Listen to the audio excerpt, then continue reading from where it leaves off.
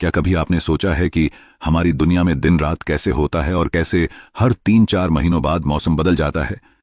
कैसे एक ही जगह पर जहां पिघलाने वाली गर्मी होती है, कैसे उसी जगह पर बर्फ गिरने लगती है?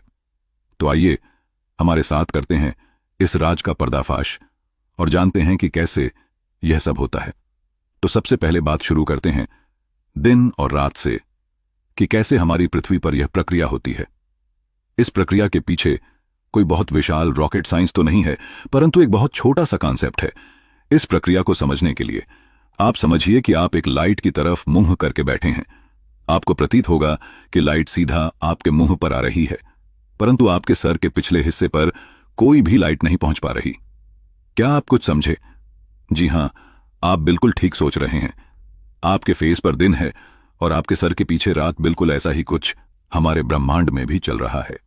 हमारा सूर्य बिल्कुल एक बल्ब की भांति है, जो कि हर समय प्रकाश उत्पन्न करता रहता है और अपने इर्द गिर्द की वस्तुओं को प्रकाशित करता रहता है। क्योंकि हमारी पृथ्वी गोल है, इसलिए इसका आधा हिस्सा सूर्य के प्रकाश में होता है और आधा हिस्सा अंधेरे में। जिस हिस्से पर सूर्य का प्रकाश गिर रहा हो वहां दिन और दूसरे हिस्से में रात होती है। पर एक सवाल आपके मन में यह उठेगा कि अगर एक ही जगह पर सूर्य का प्रकाश आता रहे तो पृथ्वी के दूसरे हिस्से में दिन कैसे होगा?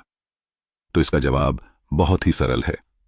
जैसा हम सबको मालूम ही है कि पृथ्वी अपने अक्ष पर घूमती है और यह अपना एक चक्कर 23 घंटे 56 मिनट और 4 सेकंड में पूरा करती है, जिसे हम लगभग 24 घंटा मान लेते हैं। सूर्य का प्रकाश तो एक जगह पर ही गिरता रहता है, परंतु पृथ्वी धीरे धीरे घूमते घूमते अपने हर एक हिस्से को सूर्य के सामने लाती रहती है और इस प्रकार से पृथ्वी पर हर एक देश में दिन रात होता रहता है।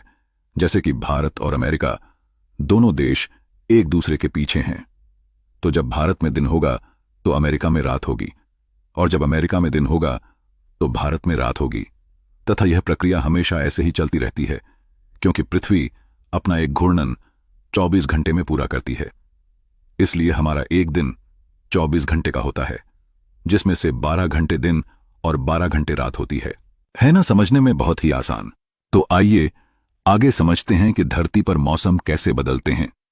इसे समझने के लिए भी आपको कोई साइंटिस्ट जैसे दिमाग की जरूरत नहीं है। अब आप सब लोगों को यह तो मालूम ही है कि पृथ्वी अपने अक्ष पर घूमती है, परंतु पृथ्वी ब्रह्मांड में बिल्कुल सीधी नहीं है, बल्कि यह थोड़ी झुकी हुई है।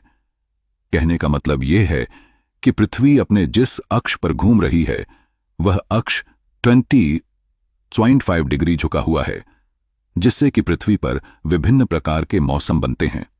मान लीजिए पृथ्वी पर 3 लाइन्स है और जिस लाइन पर सूर्य का प्रकाश डायरेक्ट गिर रहा होगा वहां पर बहुत गर्मी होगी और अन्य जगहों पर सर्दी। मान लीजिए भारत इस ऊपर वाली लाइन पर है, तो भारत पर सूर्य की डायरेक्ट सनलाइट आने के कारण यहां पर गर्मी का मौसम होगा, परंतु इस निचली लाइन पर ऑस्ट्रेलिया है और यहां पर सूर्य की किरणें ठीक से नहीं पहुंच पा रही, जिस वजह से यहां बहुत ठंड होगी और जितने भी देश इस ऊपर वाली लाइन पर होंगे उन देशों में गर्मी होगी, क्योंकि घूमते घूमते ये सभी देश एक एक करके सूर्य के सामने आते जाएंगे और उसकी गर्मी महसूस करते रहेंगे और इस नीचे वाली लाइन पर सारे देशों में ठंड होगी। अब आपके मन में फिर से एक सवाल पैदा होगा कि अगर ऐसा ही चलता रहा तो ऑस्ट्रेलिया में गर्मी कैसे होगी, या फिर उन सभी देशों में गर्मी का मौसम कैसे आएगा जो इस निचली लाइन पर बसे हैं? तो इसका जवाब भी बहुत ही ज्यादा सरल है। जैसा कि मैंने पहले भी आपको बताया है कि पृथ्वी अपने अक्ष पर घूमती है, परंतु वह अपने अक्ष या एक्सिस पर घूमने के साथ साथ सूर्य के चारों ओर भी घूमती है और पृथ्वी सूर्य के इर्द गिर्द अपना एक चक्कर 363 दिन 6 घंटे और 9 मिनटों में पूरा करती है। और हम अपनी आसानी के लिए इसे 365 दिन ही मानते हैं और बाकी के 6 घंटे हम लीप ईयर में गिनते हैं। परंतु वीडियो को ज्यादा कॉम्प्लिकेटेड नहीं करेंगे और अभी के लिए लीप ईयर को इग्नोर करेंगे और इसे किसी और वीडियो में समझेंगे।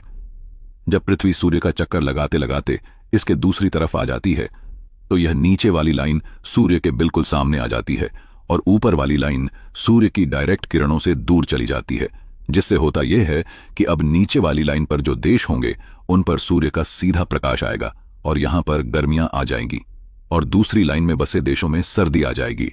मतलब कि अब ऑस्ट्रेलिया में भयंकर गर्मी और भारत में खूब सर्दी होगी। परंतु इसके अलावा दो स्थितियां और भी होती हैं जिसमें कि धरती सूर्य के सामने ऐसे स्थान पर होती है कि सूर्य का प्रकाश इस बीच वाली लाइन पर गिरता है। तो इस स्थिति में ऊपर या नीचे किसी भी लाइन पर सूर्य का सीधा प्रकाश नहीं जाता। और अब इन देशों में ना ज्यादा गर्मी होती है और ना ही ज्यादा ठंड।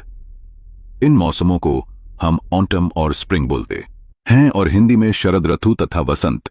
इस ऊपर वाली लाइन को ट्रॉपिक ऑफ कैंसर बोलते हैं यानी कि कर्क रेखाओं, और इस नीचे वाली लाइन को ट्रॉपिक ऑफ कैप्रिकॉर्न यानी कि मकर रेखा बोलते हैं, और इस बीच वाली लाइन को इक्वेटर यानी कि भूमध्य रेखा बोला जाता है।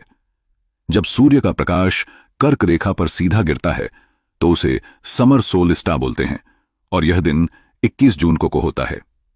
यह दिन पूरे साल का सबसे ज्यादा गर्म दिन होता है।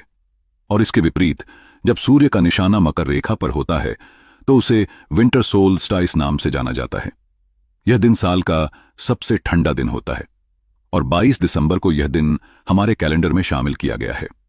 इसके अलावा आप सभी लोग एक चीज और जानने के बहुत इच्छुक होंगे कि धरती पर कई जगहों पर महीने दिन और 6 महीने रात कैसे होती है।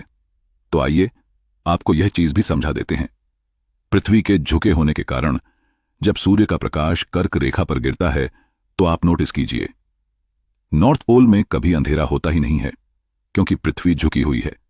इसलिए नॉर्थ पोल हमेशा सूर्य के सामने ही रहता है और जब तक सूर्य कर्क रेखा पर मेहरबान रहेगा तब तक नॉर्थ पोल में जितने भी देश होंगे उन सब पर दिन ही रहेगा, जैसे कि नॉर्वे, स्वीडन और फिनलैंड।